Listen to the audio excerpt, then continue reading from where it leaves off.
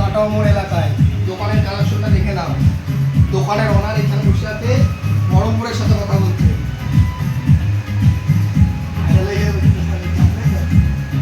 আর নাম হলো পাপা কিতারি পড়ে এসেছিল। এই যে সুশান্ত সিং রাউডি রাঘব সব জায়গায় অবস্থিত থাকে, কিন্তু ফিঙ্গারপ্রিন্ট কোনো জায়গায় মেলে না।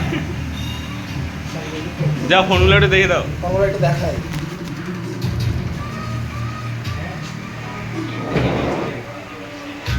আইফোনগুলো দেখো, আইফোনের কালেকশন।